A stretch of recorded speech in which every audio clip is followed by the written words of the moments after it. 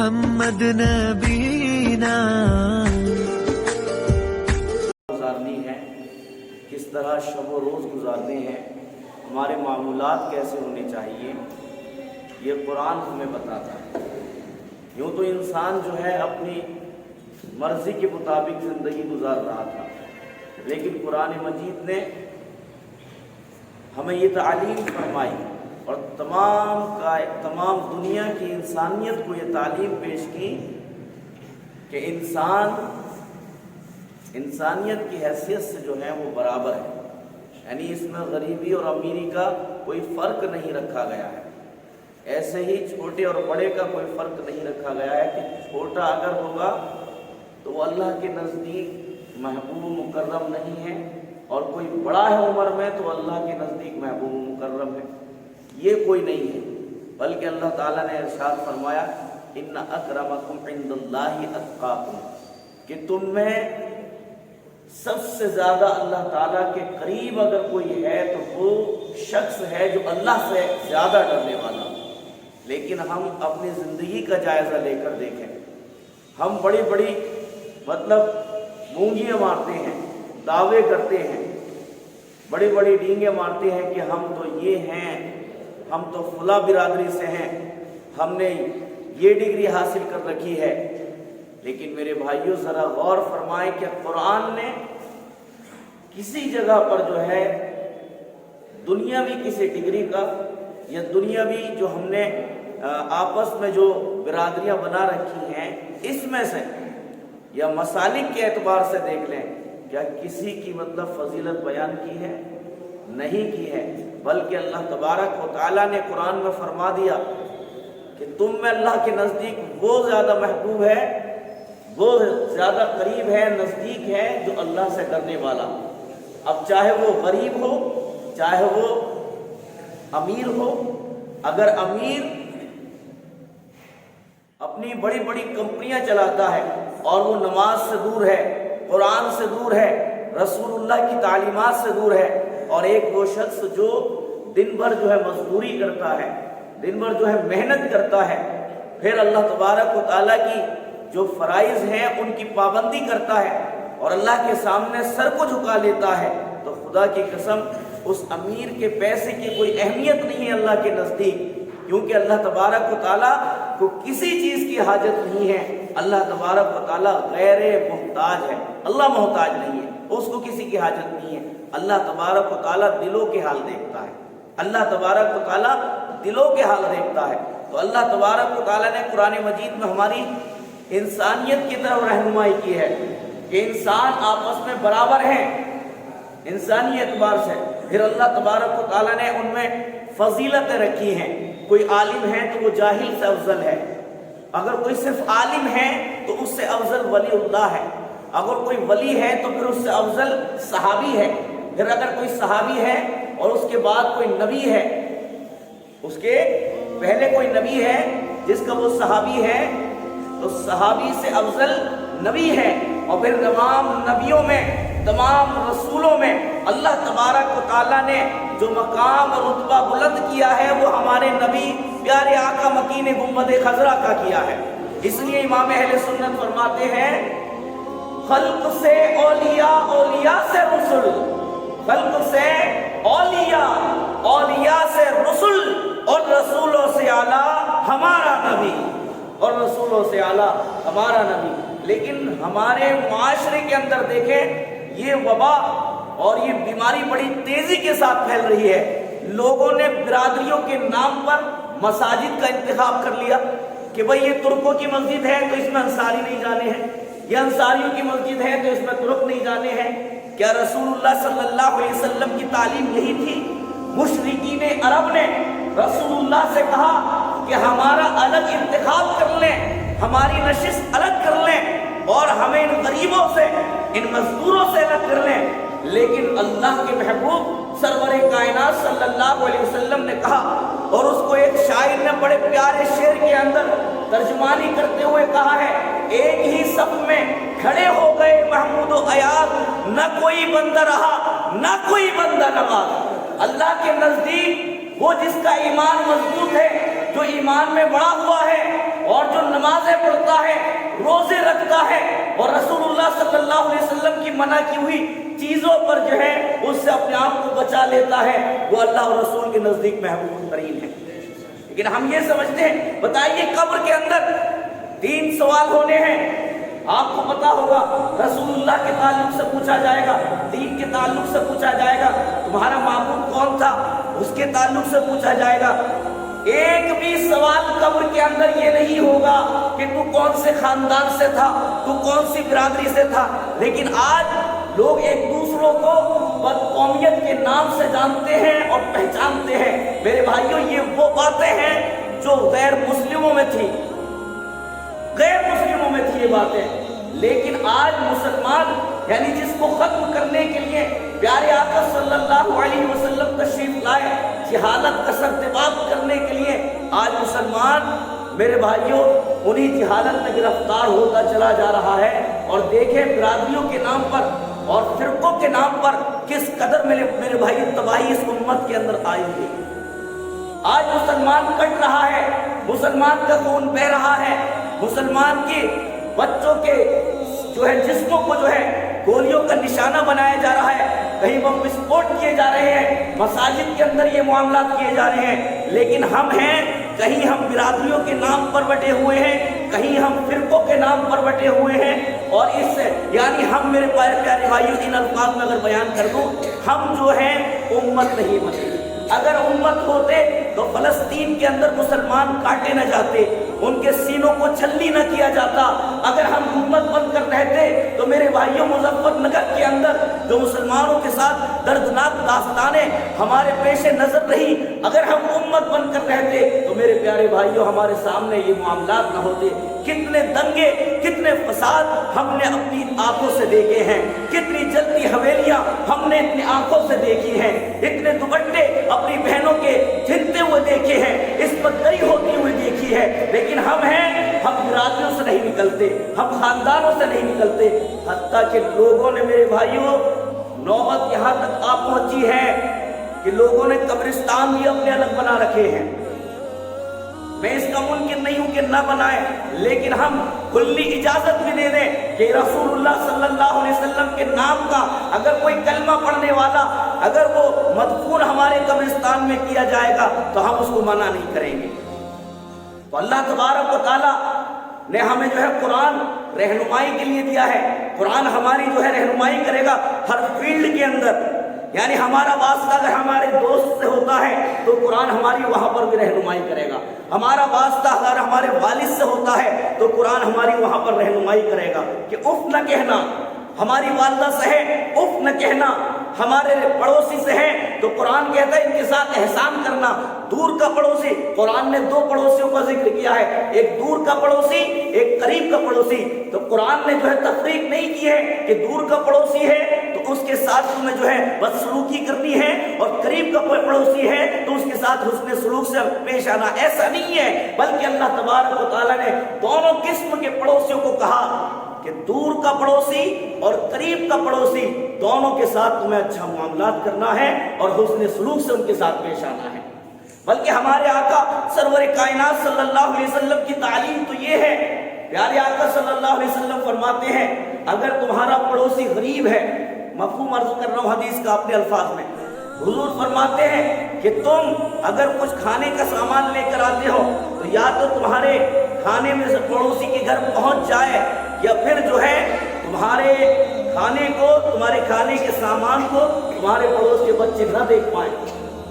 حضور فرماتے تمہارے گھر کی ہانڈی کی خوشبو تمہارے پڑوس تک نہ پہنچے، ہو سکتا ہے کیونکہ رسول اللہ صلی اللہ علیہ وسلم کو رحمت للعالمین بنا کر بھیجا تھا، حضور رحیم بنا کر بھیجے گئے، رؤوف بنا کر بھیجے گئے، ہو سکتا ہے تمہارے گھر کی ہانڈی کی خوشبو وہاں تک پہنچ جائے، چکن کی خوشبو پہنچے، بریانی کی خوشبو پہنچے، اور وہ غریب اور نادار ہوں، ہم تو اپنے گھروں کے اندر مزے سے کھا رہے ہوں لیکن وہاں پر اس پڑوسی کا دل دکھ رہا ہو۔ یہ رسول اللہ کو گوارا نہ تھا، بلکہ رسول اللہ نے یہاں تک فرمایا کوئی بھی اپنا مکان اپنے پڑوسی کی اجازت کے بغیر اونچا نہ کرے کہ اس کا سایہ رک جائے، اس کے گھر کی دھوپ رک جائے۔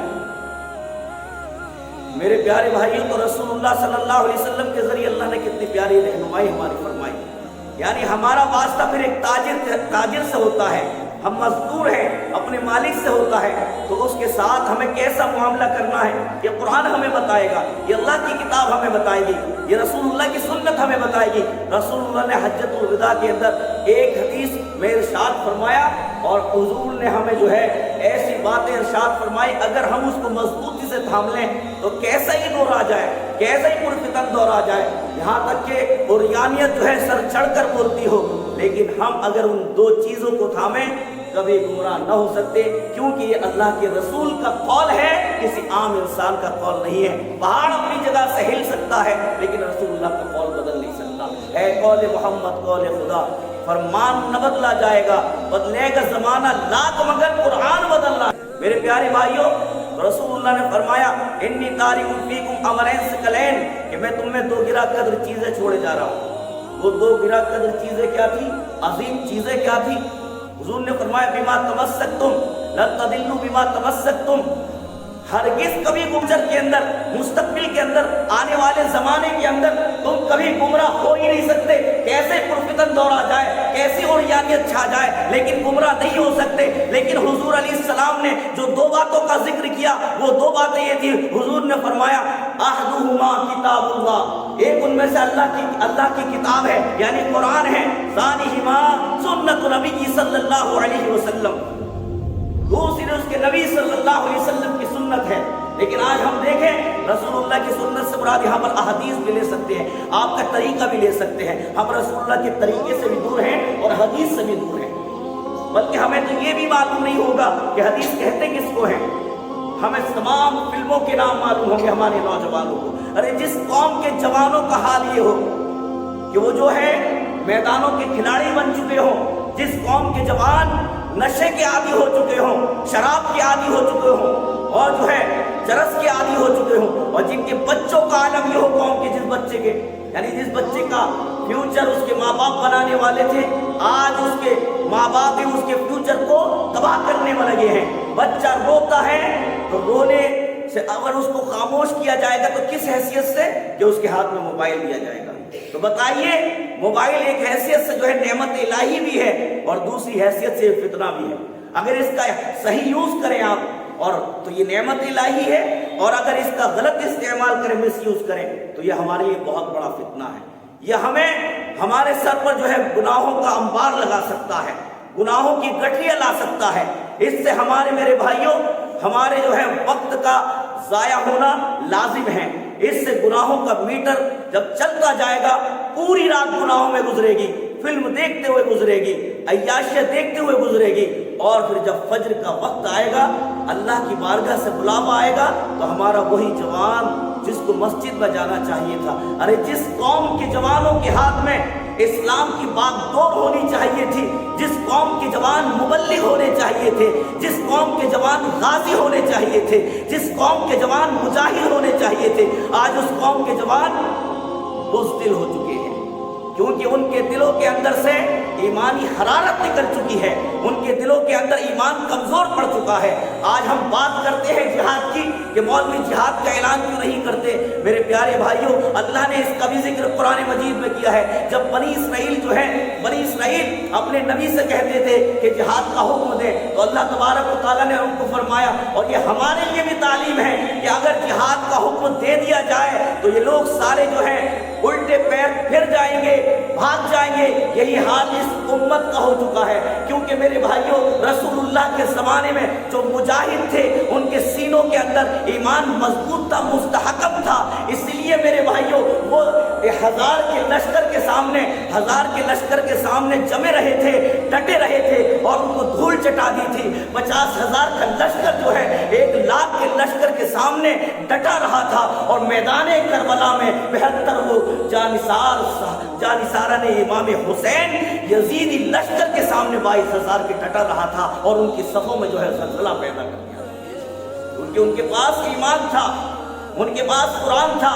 جب ان کی تلوار اٹھتی تھی تو کلام اللہ کے ساتھ اٹھتی تھی، جب ان کا نیزہ اٹھتا تھا تو کلام اللہ کی تلاوت کے ساتھ اٹھتا تھا۔ لیکن جب ہماری صبح ہوتی ہے تو میوزک کے ساتھ ہوتی ہے، گانے کے ساتھ ہوتی ہے، جب ہماری صبح ہوتی ہے تو گناہوں کے ساتھ ہوتی ہے۔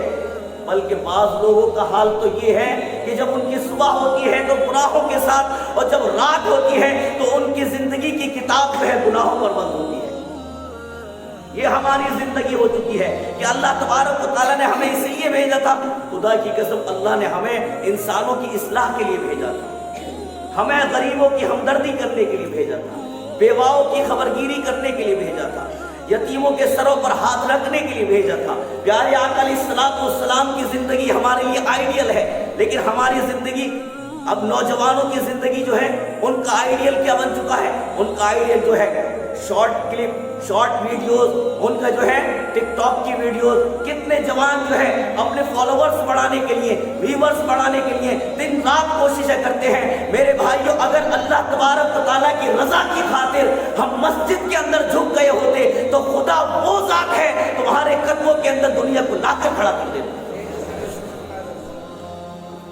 وہی عمر فاروق اعظم ہے، وہ پھٹا پرانا اور وہ سیدھا لباس پہن کر جب وہ ہے ان کا غلام جو ہے اونٹ پر سوار تھا اور وہ اونٹ کی نکیل پکڑتے ہوئے یروشلم میں داخل ہوئے تھے یا اور نصارہ کے شہر میں داخل ہوئے تھے، تو وہ پوچھنے لگے ان میں ان کا مسلمانوں کا خلیفہ کون ہے؟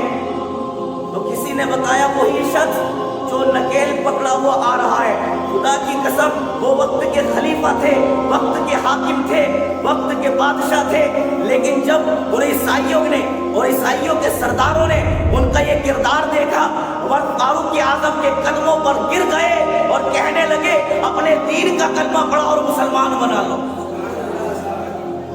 یہی عمر فاروق اعظم ہے کہ 22 مربع میل تک اللہ تبارک و تعالیٰ نے ان کو سلطنت بخشی تھی۔ سلیمان علیہ السلام کو اللہ تعالیٰ نے نہ صرف انسانوں پر، جنات پر بھی، نہ صرف میرے بھائیوں جنات پر، انسان پر، ہواؤں پر بھی، نہ صرف جنات، ہوائیں اور انسان پر، بلکہ اللہ تبارک و تعالیٰ نے جمی مخلوقات پر حضرت سلیمان علیہ السلام کو جو ہے حکومت بخشی تھی۔ یہ کون تھے؟ کیا یہ ٹک ٹاک کی ویڈیو بنانے والے تھے؟ اور آج کل تو ٹک ٹاک کی ویڈیو کس کی مطلب زیادہ ٹرینڈنگ میں آتی ہے؟ جو زیادہ گالی بکنے والا ہوتا ہے۔ رسول اللہ فرماتے سباب المسلمی فسوق، کہ جس نے مسلمان کو گالی دی اس نے فسق و فجور کیا۔ لیکن آج گالی بکنے کو فیشن سمجھا جا رہا ہے، آج گالی دینے کو میرے بھائیوں فخر سمجھا جا رہا ہے، اور گالی کو جو ہے، گالی جب بکی جاتی ہے سامنے والا بھی ہنس رہا ہوتا ہے، اور جو ہے اس کا جو ویور ہوتا ہے وہ بھی ہنس رہا ہوتا ہے۔ آپ اندازہ لگائیں ہماری زندگی کتنی بدبختی میں گزر رہی ہے کہ ہم گناہ کر کے ہنستے ہیں اور ہمارا دیکھنے والا وہ بھی گناہ کرتے کرتے ہنس رہا ہے۔ یاد رکھیں جو گناہ کرتے کرتے ہنستا ہے وہ روتا ہوا جہنم کے اندر داخل ہوگا۔ اللہ تعالیٰ نے ہمیں قرآن دیا، ہمارے پاس رہنما موجود ہے۔ میرے پیارے بھائیوں، ہمیں ہمدردی کے لیے بھیجا گیا، انسانوں کے ساتھ ہمدردی کریں۔ قرآن کی روشنی میں دیکھیں قرآن کس کس کے ساتھ بیان کرتا ہے۔ قرآن تو کہتا ہے قولوا للناس حسنا، کہ لوگوں سے اچھی بات کہو، اور پھر اللہ تعالیٰ نے قرآن میں ترتیب کے ساتھ حسن سلوک کن کے ساتھ کرنا ہے وہ بھی بیان کر دیا، کن کے ساتھ حسن سلوک کرنا ہے وہ پوری ترتیب قرآن مجید نے بیان کی ہے۔ لیکن آج ہمارا معاملہ دیکھ لیں، ہم منتشر ہو چکے ہیں۔ قرآن کی تعلیم وَاعْتَصِمُوا بِحَبْلِ اللَّهِ جَمِيعًا، کہ تم اللہ کی رسی کو مضبوطی سے تھامو۔ لیکن آج ہم نے کس کو مضبوطی سے تھاما؟ اپنے موبائل کو۔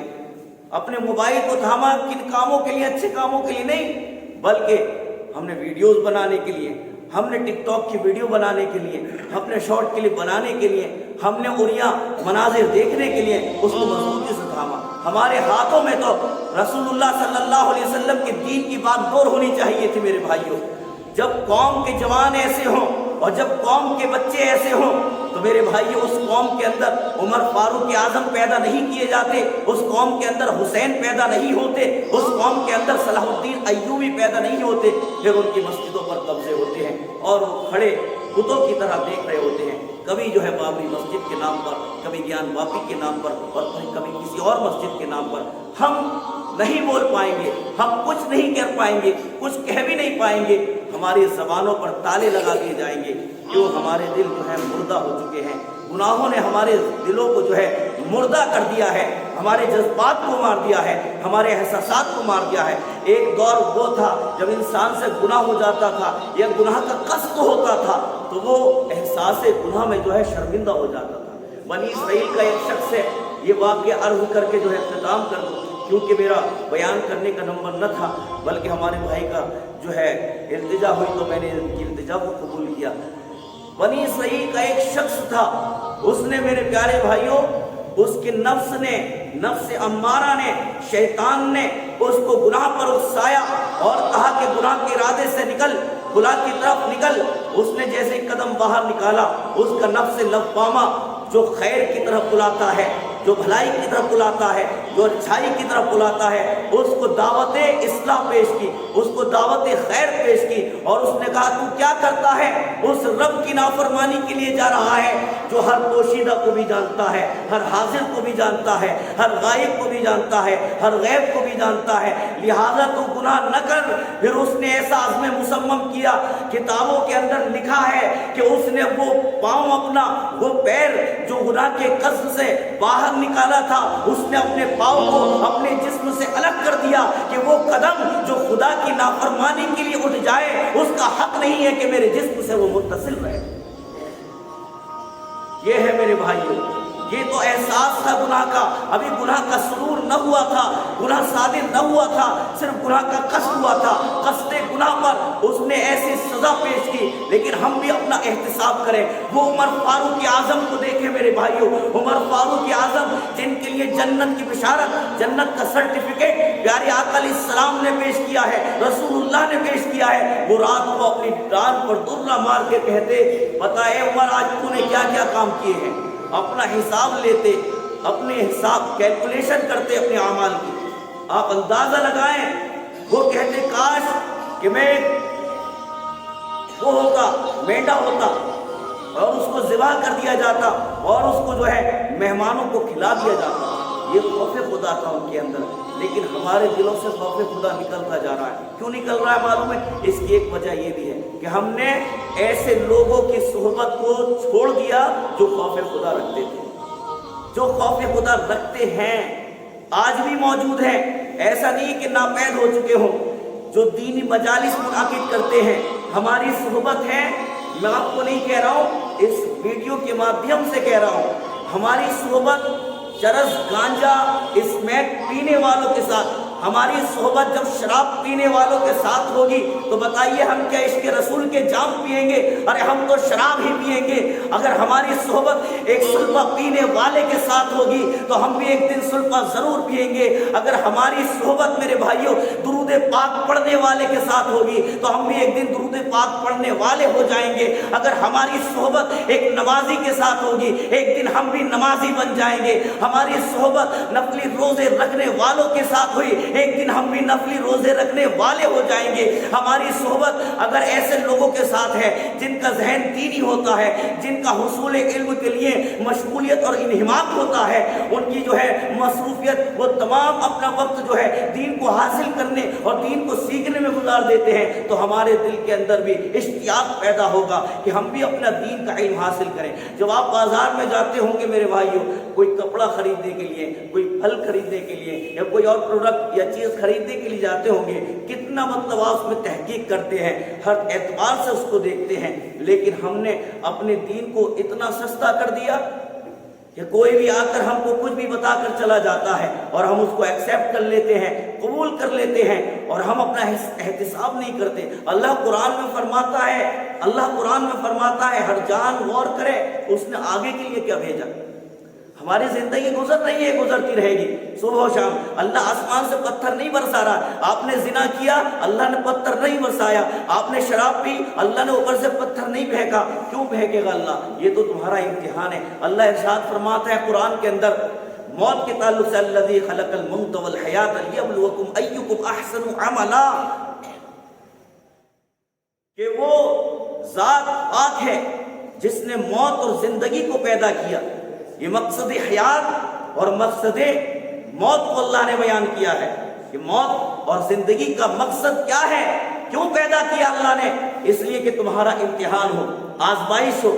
سب کے پاس اللہ تبارک و تعالیٰ نے صلاحیتیں دی ہیں، لوگوں کو اختیار دیے ہیں۔ ارے مسجد کے لیے آنے کے لیے ہمارے پاس پیر نہیں ہے کیا؟ پیر موجود ہیں۔ ہم تو ان لوگوں پر رشک کریں کہ ہم سوشل میڈیا پر دیکھتے ہیں کہ ٹانگیں نہیں ہیں لیکن پھر بھی رکوع کر رہے ہیں، پھر بھی سجدہ کر رہے ہیں۔ ہم تو ان لوگوں پر رشک کرتے ہیں جن کی آنکھیں نہیں ہیں لیکن پھر بھی سجدے اور رکوع میں وہ اپنے دنوں کو گزار رہے ہیں، اپنی راتوں کو گزار رہے ہیں۔ اے انسان، اللہ تبارک و تعالیٰ نے تجھے آنکھیں دی ہیں۔ قرآن کہتا ہے ثم لتسألن یومئذ عن النعیم، پھر جس دن نعمتوں کے بارے میں پرسش کی جائے گی، پوچھا جائے گا کہ ہم نے تجھے یہ نعمت دی تھی، آنکھ دی تھی، اس سے تو نے کیا استفادہ کیا، کیا کام لیا اس سے؟ تو ہم کیا کہیں گے؟ ہم نے تو اپنی راتیں جو ہیں فلمیں دیکھتے ہوئے گزاری ہیں، گانے دیکھتے ہوئے گزاری ہیں، ہم نے ان آنکھوں سے جو ہے غیر محرم پر جو ہے نظریں کرتے کرتے گزاری ہیں۔ اللہ تعالیٰ یہ زبان جو ہے میرے بھائیوں، یہ زبان بھی اللہ کی ایک بہت بڑی نعمت ہے۔ اس زبان سے ہم اللہ کو راضی کر سکتے ہیں، لیکن یہ زبان چغلیوں میں کھلتی ہے، یہ زبان غیبت میں کھلتی ہے۔ جہاں پر کوئی مجلس ہو، آپ دیکھیں کتنے لوگوں کی برائیاں وہاں پر چل رہی ہوتی ہیں۔ رسول اللہ صلی اللہ علیہ وسلم نے فرمایا، اور قرآن کہتا، پہلے قرآن کو آپ دیکھیں، قرآن کہتا ہے جو لوگ یہ کرتے ہیں نا، غیبتیں، چغلیاں کرتے ہیں، قرآن ان کے تعلق سے کہتا ہے کہ ان کو جو ہے گوشت دیا جائے گا، ان کے مرے ہوئے بھائی مردار کا گوشت دیا جائے گا اور ان سے کہا جائے گا اس کو کھا۔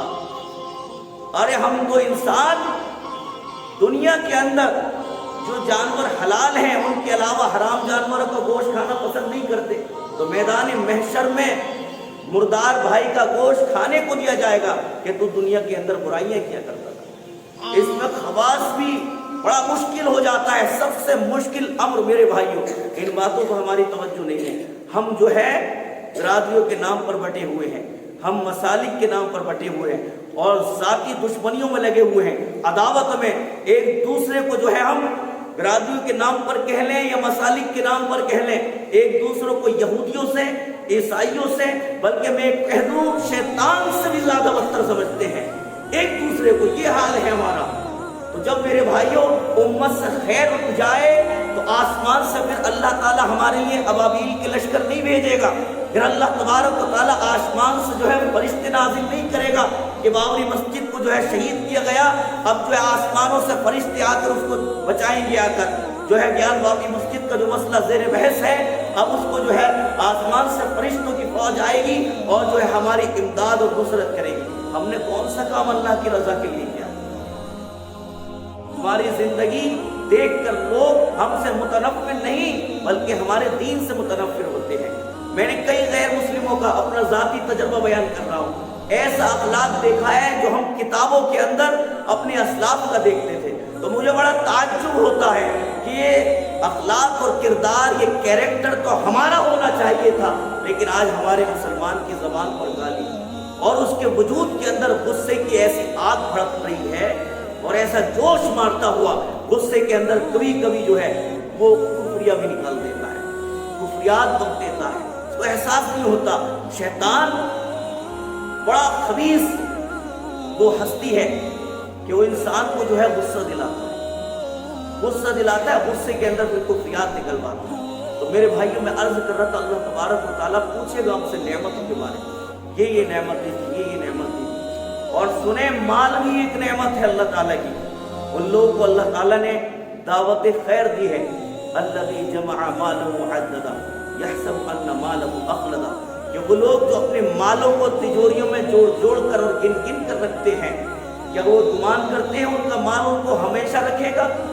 ہمارے سامنے کتنے لوگوں نے حالت مرض میں جو ہے سسکتے ہوئے جان دی ہوگی، لیکن ہماری تجوریوں میں وہ پیسے بند رہے اور ہمارے بینک بیلنس بنا رہا۔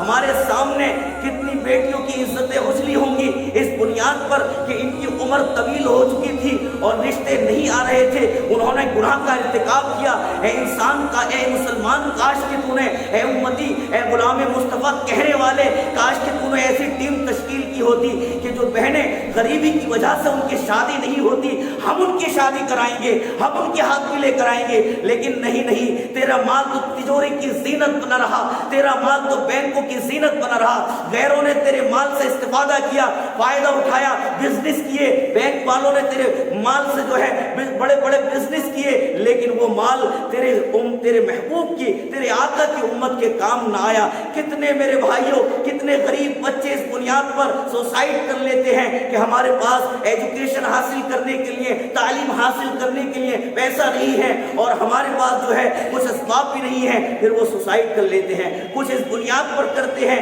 کچھ جو ہے اپنی ناکامی کی بنیاد پر کرتے ہیں. لیکن ہمارا وہ مال کاش کے بچوں کی ایجوکیشن پر لگا ہوتا. جو غریب بچے میرے بھائیوں صلاحیت رکھتے ہیں اور وہ ہے ذہانت رکھتے ہیں، کاش ہم نے ان کا انتخاب کیا ہوتا اپنے محلے کے اندر کہ ہمارے محلے کے اندر یہ بچہ ذہین ہے، فطین ہے، میں اس پر اپنا مال خرچ کر کے جو ہے امت کو ایک تحفہ پیش کروں گا. کاش کہ ہم نے ایسے اسکول قائم کیے ہوتے جس اسکول کے اندر جو ہے میرے بھائیوں وہ اردو بھی پڑھتا، وہ انگلش بھی پڑھتا، وہ سائنس بھی پڑھتا اور دوسری طرف علم صرف اور علم نحو پڑھ کر جو ہے قرآن کا ایک مفسر بھی بنتا. لیکن ہم نے نہیں کیے. ہمارے سامنے حجابات پر جو ہے فسادات ہوتے رہے، کالج کے اندر پابندیاں لگائی گئی، لیکن ہمارا مال کہاں خرچ ہوا؟ ہمارا مال دکھاوے میں خرچ ہوا. کتنی ویڈیوز آپ دیکھیں کہ جو ہے اس پر اپلوڈ کی جاتی ہیں، سوشل میڈیا پر آپ دیکھتے ہوں گے لوگ جہیز دیتے ہیں تو اس کو بھی جو ہے ویڈیو بنا کر جو ہے اس کو پوسٹ کر دیتے ہیں. اس سے میرے بھائیوں کتنا فساد پیدا ہوتا ہے. اسی لیے اس کی مذمت کی گئی ہے، اسی لیے مذمت کی گئی ہے اس کی کہ تم یہ وہ کام کر رہے ہو جس سے غریب بچوں کو احساس ہوگا، احساس کمتری کا وہ شکار ہو. ہم نے کاش وہ مال اپنی قوم کے لیے صرف کیا ہوتا.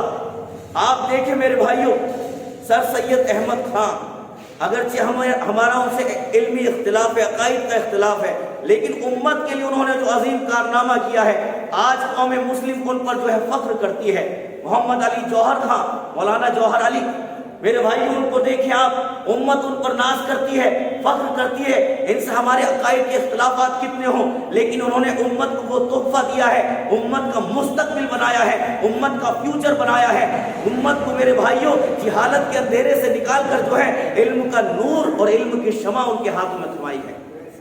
کتنے مسلمان فیضیاب ہوتے ہیں، ڈاکٹر بنتے ہیں، انجینئر بنتے ہیں، وکلا بنتے ہیں اور نہ جانے کیا کیا وہ ڈگریاں حاصل کر لیتے ہیں. اگر یہ نہ کھڑے ہوتے امت کے لیے، امت کی خیر خواہی کے لیے، تو میرے بھائیوں کیا ان کے پاس دل نہ تھا؟ کیا ان کے پاس خواہشات نہ تھی؟ ان کے پاس بھی خواہشات تھی، لیکن انہوں نے اپنا مال وہاں خرچ کیا جہاں خرچ کرنے پر خدا راضی ہوتا ہے، جہاں خرچ کرنے پر رسول اللہ راضی ہوتے ہیں. ہم یہ کہتے ہیں کہ یہ دنیا کی پڑھائی جو ہے، یہ جسے دنیا کی پڑھائی قرار دیتے ہیں، یہ وہ پڑھائی ہے. حضرت امام جعفر صادق کو دیکھیں، ان کو جو ہے اگر علم کی دنیا میں آپ دیکھیں گے، علم کی دنیا کے اندر ان کو دا فادر آف کیمسٹری کے نام سے جانا جاتا ہے. جابر ابن حیان کو دیکھیں، ابن رشد کو دیکھیں، البیرونی القندی کو دیکھیں، ابن سینا کو دیکھیں اور اسی طریقے سے امام غزالی کو دیکھیں. یہ وہ ہستیاں ہیں میرے بھائیوں، علمی دنیا میں مسلمان ان پر ناز کرتے ہیں اور فخر کرتے ہیں. اور بعض مفکرین نے کہا تھا اگر یہ ہستیاں نہ ہوتی تو مسلمانوں کو کوئی ارتداد اور مرتد ہونے سے کوئی نہیں بچا سکتا تھا. لیکن ہمارا پیسہ، قرآن کہتا رہا تم التکاثر، کہ مال کی زیادہ طلبی نے تمہیں دھوکے میں ڈالا یہاں تک کہ تم نے قبروں کا منہ دیکھا. ہم نے مال کو جوڑ جوڑ کر رکھا، گن کر رکھا اور جو پلاننگز کی آگے کے لیے کہ مجھے اب یہ بزنس اسٹارٹ کرنا ہے، یہ کام بڑھانا ہے، مجھے یہ کرنا ہے. کاش کہ تم نے اپنے پڑوسی کے بارے میں سوچا ہوتا، کیونکہ قرآن سب سے پہلے جس کا حق بیان کر رہا ہے وہ والدین ہیں، پھر اس کے بعد جو ہے یتیم آ جاتے ہیں، مساکین آ جاتے ہیں، پھر اسی طرح ترتیب کے اندر پڑوسی بھی آ جاتے ہیں، محلے والے آ جاتے ہیں اور پھر امت، یہ پوری امت ہے. پیارے آقا علیہ الصلوۃ والسلام نے اس امت کے لیے. تو ہم میرے بھائیوں آپ کے یہاں پر مدرسہ چلتا ہے، کبھی ہم نے سوچا یہاں پر، کبھی آ کر ہم نے جائزہ لیا یہاں پر کیا پڑھائی کی جاتی ہے، یہاں پر ایجوکیشن کے کیا کیا معاملات ہیں، کیا کیا سبجیکٹ پڑھائے جاتے ہیں، ہم نے نہ دیکھا ہوگا. لیکن میں آپ کو بتا دوں الحمدللہ ہمارے جو بھائی لے کر چل رہے ہیں اس مشن کو، وہ یعنی مدرسہ، اسکول ود مدرسہ، اس کو اس طرح کہہ رہے ہیں، اسکول ود مدرسہ، مدرسے کے ساتھ اسکول بھی شامل ہے. یعنی ہمارا بچہ کسی میدان کے اندر احساس کمتری کا شکار نہ ہو. تو اس میں ہم تعاون کریں، اپنا تھوڑا سا مال نکال لیں تاکہ قیامت کے دن یہ مال آپ کے گلے میں گنج سانپ کی شکل میں جو ہے، ہار کی شکل میں گنج سانپ ہوگا اور ہار بنا کر اس کو جو ہے توق بنا کر اس کے گلے میں ڈالا جائے. یہ انسانی اعتبار سے بھی آپ دیکھ لیں کہ ایک انسان پیاس سے ترس رہا ہے پیاس سے ترس رہا ہے کہ ہماری فطرت اس بات کو چاہتی ہے کہ ہم اس کو پانی نہ پلائیں؟ یقیناً ہماری فطرت اور اگر ہمارے اندر دل ہے، یہ تو میرے بھائیوں مسلمانوں کے اعتبار، مسلمانوں کی حیثیت سے میں نے بیان کیا. ہمارے آقا سرور کائنات صلی اللہ علیہ وسلم، ایک یہودی کا جنازہ آ رہا تھا، حضور علیہ السلام کھڑے ہو گئے اور احترام انسانیت بتایا حضور نے کہ انسانیت کا احترام کیا ہوتا ہے. لیکن آج ہم دیکھیں جتنا ہم دور نبوی سے دور ہوئے اس قدر ہم جہالت کی طرف بڑھتے چلے گئے. وجہ یہی ہے کہ ہم نے یہ سوچا ہم نے قرآن تو بچپن میں پڑھنا تھا، ہم نے حدیث تو جو ہے عربی میں پڑھنی تھی. نہیں میرے بھائیوں، قرآن اور حدیث اس کو سیکھنے کے لیے آپ کی کوئی عمر نہیں ہے. آپ ہر عمر کے اندر، اگر بچہ ہے وہ بھی قرآن پڑھ سکتا ہے، اگر جوان ہے تو وہ بھی قرآن پڑھ سکتا ہے، اگر بوڑھا ہے وہ بھی قرآن پڑھ سکتا ہے. زندگی کی آخری سانس چل رہی ہو، آپ کو جو ہے قرآن پڑھنے کی اس وقت بھی اجازت ہے. قرآن پڑھنے کی اجازت اگرچہ ایک آیت ہو، اگر آپ کی زبان پر آپ خوش بخت ہوں گے، نیک بخت ہوں گے، آپ کی زبان پر اس وقت قرآن آ جائے. لیکن ہمارے جوان وہ جو آج لگے ہوئے ہیں اپنی غفلت میں اور زندگی تباہ و برباد کر رہے ہیں، وہ جو ہے ان کی زبانوں پر اس وقت کیا ہوگا؟ جو قرآن نہیں پڑھتے، جو قرآن پڑھتے ہیں ان کی زبانوں پر آپ نے دیکھا کبھی کبھی سوتے ہوئے آپ کوئی خیال کر کے سوئیں گے تو آپ کو عموماً ایسا ہوتا وہی خیال جس بارے میں آپ سوچ رہے ہوتے ہیں وہی نظر آتا. آپ گنبد خضرا کے بارے میں کسی سوچ کر دیکھیں تو انشاءاللہ گنبد خضرا آپ کو نظر آئے گا. اسی طریقے سے آپ جو ہے آپ مدارس کے اندر چلے جائیں، مدارس کے اندر کتنے طلبہ آپ کو ایسے ملیں گے، حفاظ کو دیکھ لیں جو قرآن کی کثرت سے تلاوت کرتے، جب وہ سو رہے ہوتے ہیں ان کی سوتے میں جو ہے وہ قرآن کی تلاوت ہی کرتے ہیں. یہ کیسے ہوتا ہے معلوم ہے؟ کثرت کی وجہ سے. ایک کام کثرت سے کیا جاتا ہے تو وہ بیداری میں، عالم بیداری میں اور عالم خواب میں دونوں میں جاری ہو جاتا ہے. کاش کہ ہمارا عالم نظم میں بھی قرآن جاری ہو ہماری زبان پر. تو کب ہوگا بھائی؟ یہ جبھی ہوگا جب ہم قرآن کو اپنے قریب کریں گے، اپنی زندگی میں شامل کریں گے. ابھی یہ بہانہ چھوڑیں کہ میں نے قرآن نہیں پڑھا. قرآن کوئی بھاری نہیں ہے. اللہ نے قرآن میں کہا، اللہ فرماتا وَلَقَدْ يَسَّرْنَا الْقُرْآنَ لِلذِّكْرِ، کہ قرآن کو ہم نے ذکر والوں کے لیے آسان کر دیا ہے، نصیحت والوں کے لیے آسان کر دیا ہے. ہے کوئی اس کو سیکھنے والا؟